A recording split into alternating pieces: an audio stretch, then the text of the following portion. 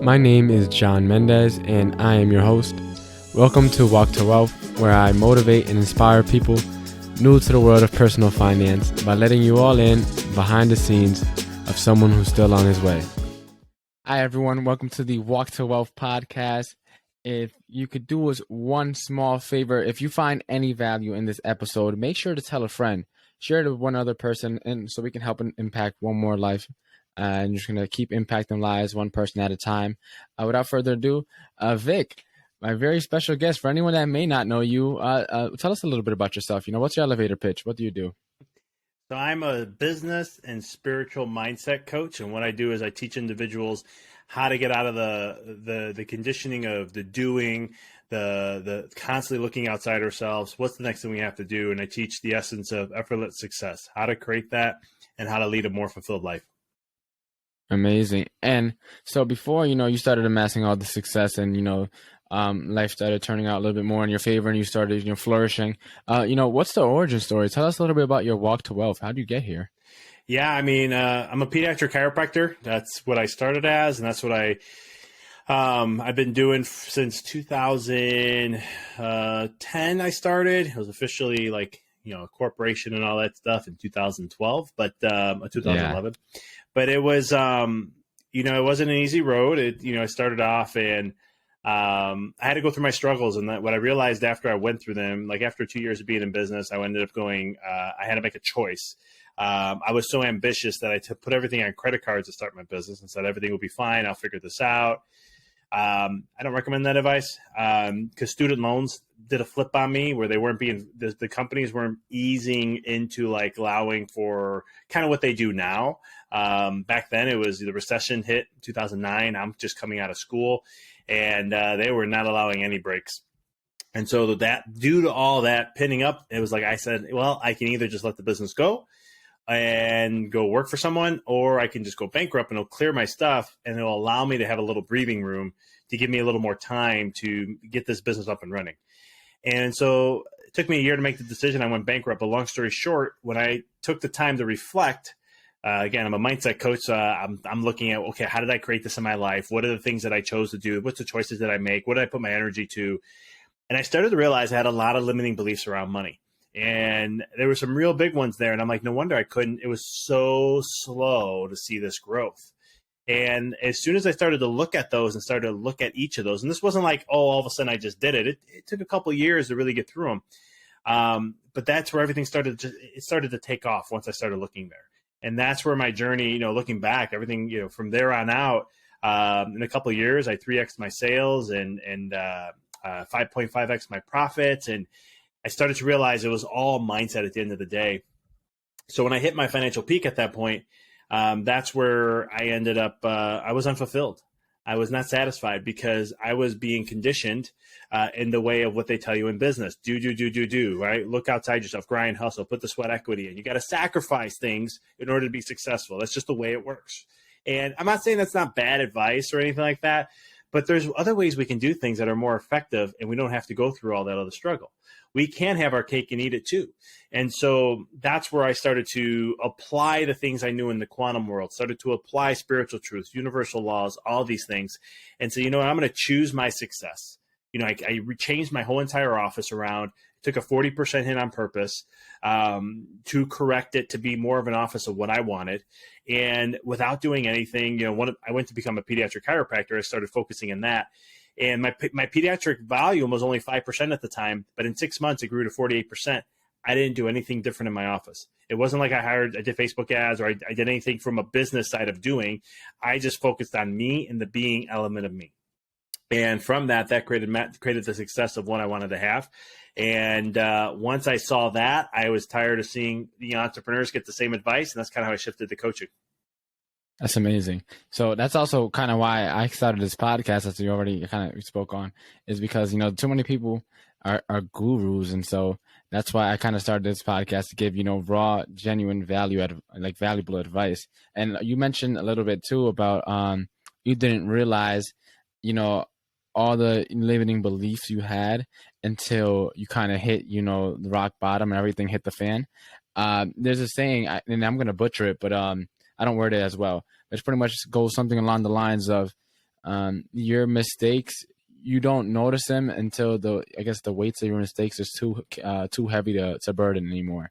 It's like they just kind of add on, and by the time you actually notice, you got a giant anchor attached to your leg, and you can't move at all. You're just stuck because the weights. It seemed as little decisions here and there, limiting beliefs here and there that may seem like small little things, and then you get stuck in a situation, whether that's 3 months in the future, 6, 7, maybe a year, maybe 5 years down the road, and you're just absolutely stuck because you finally notice the weights that you were accruing behind you. And that leaves a lot of people in a point where they don't really know what to do at all. But you, fortunately, were able to take a step back, have the, maturity to, look in the mirror and go from there. And I guess a great way to, since we're kind of on the topic, is, a lot of people, we look in the mirror for physical reasons. We never take a chance to look in the mirror as to like in terms of our mindset and what we're actually thinking. So like, how do you think, a lot of us are trapped kind of in like this mental prison and if limiting beliefs and like, conditioning that whether it was, external or, it was brought up in our household, wherever that conditioning comes from, maybe it might be societal. How can one start to like elevate and kind of like break free from that? Yeah, that's a great question. I mean, because we're all conditioned. Even as much as I teach and share on this stuff, I'm conditioned too, because there's always layers to this stuff. There's always things to expose. So, 95% of your life is dictated by your subconscious mind. And so your subconscious, it means you're unaware of it. You don't know that this is happening. You don't know that, like I said, I went bankrupt and I had limiting beliefs that were, there was negative limiting negative beliefs about money. I remember I wrote in my first book, I wrote 10 of them in there, and I had 9 of them. I mean, it wasn't like there was some, and these were conditioned at a young age. It's not like someone told me, some people say like money, you think money grows on trees? Everybody heard that one. Or money, you need money to make money. I mean, I grew up learning that one. But there's other ones that are the unspoken word, where you see sometimes, I grew up in a blue collar family. You see families or family in general, or just people, the energy, the attachment they have to money. You absorb that as a kid. You think that's truth. And so then you're conditioned in that way without even knowing it. And so it's very interesting. But to start the journey of breaking through or just becoming aware, it's all about awareness at the end of the day. So you wanted to understand that to really tap in and be aware of what's going on in your subconscious mind. It's not like we can just read somebody and be like, here you go, here's your list. You're going to have to do some work with this. And what I mean by is, what first thing I always say is like when look at something that triggers you. If somebody does something or says something to you and it triggers you, that's a limiting belief under there somewhere. There's something that's making you propel. And the more you have the bigger the trigger, the more you resist and hold in that, or the attachment to that limiting belief. And so the more you're like repressing it down. And so that's where it's like a ticking time bomb just opens up. And so a lot of times that's what's going to give us awareness to start asking questions or start looking at, why did I let that get to me so much? What did that remind me of? What is that trying to tell me? Because a lot of times that's going to be someone else in your life back in the day between 0 and 7 years old that either said something to you or was, did something, or you saw something and it built then this conditioning. And it's not like you were like, oh, wow, here it is. It could be something as simple, because in today's age, a lot of people are on phones. It could be just a 4-year-old wanting to get their parents' attention and they see them on the phone all the time. Then what happens is they're going to think that the phone is more important than them, and they're going to have a self-worth issue. I mean, it's so simple as that the programming can happen, because you got to understand, from a child from age 0 to 7, their brain is so impressionable. The brain waves are slower. So a lot of the things they experience in life, they think it's truth. They don't have a logical mind. Their left brain's not even fully developed. They don't get into logic until age 7 to 12. And usually around 12 is where the logic fully comes in, where they can start to decipher things a little bit and so forth. And so triggers are one of the easiest way. The other thing is just look at patterns in your life. If you don't think you have limiting beliefs to money, well, if you're not making the money that you want, you're not growing to the levels that you want, and you see the same money coming in, or you see the same issue showing up, or you see the same pattern of like how you react to debt, or you react to a low point, or whatever it may be, there's a limiting belief there somewhere. And that's going to open the door, because it's really just a code. It's just a belief that, hey, this is how life works. And you can believe that because you're giving power to it. You believe it to be true. You can literally, just as in a matter of a second, to choose not to let that belief system serve you anymore and decide to choose a new belief system, a belief that is one that is serving of you, that empowers you. And then you just have to put all your focus and energy to it. And that's a game changer. I know that's very simple in explaining it because that's how simple it could be. But there's attachments and emotions. And the longer it's been there, usually our mind messes with us and takes a long time to make that change. Yeah, there's a couple of great, amazing points you want that I want to touch on. And the first one being that 95% of our mind or our daily actions or our life actions is, ruled by our subconscious, and people don't realize it. Our subconscious never sleeps. We sleep at least 6 to 8 hours, most of us that are sleep getting, or maybe more, some people, right? Right there, that whole entire time. So that's a third of your life away right now that you're sleeping, but your subconscious is on right there. So at the bare minimum, at least a third of your life is ruled by your subconscious right there. Then on top of that, driving, walking, eating, all these other things, you're running on autopilot. Your brain doesn't waste energy on that stuff. So like right there, you're still being ruled by your subconscious, and all our daily actions are pretty much, except for maybe a few things here and there, maybe at work or maybe when you're with your friends, that you have to make conscious thought.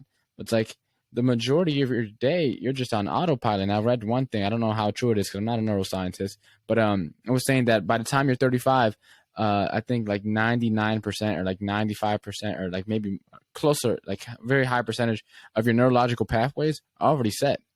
And so by the time you're 35 and older, it's a lot harder to, spark that change and, start over, because all this conditioning, to use this, language we're kind of using, is already set and not really in stone, but it's in there. It's deep in there.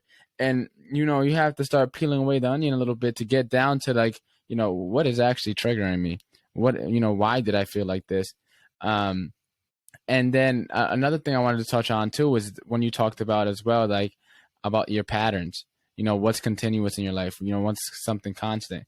A lot of people, and I use dating just because it's the easiest example, but a lot of people, for example, I can't find a good partner. All the partners I'm with, did something bad to me. They cheated on me. They abused me. Something bad. It's like, you have to look at what's the common denominator in all those situations. If you don't learn, I strongly believe if you don't learn lessons that, are being in front of you, God will send the same person just in a different body, right? Until you learn that lesson.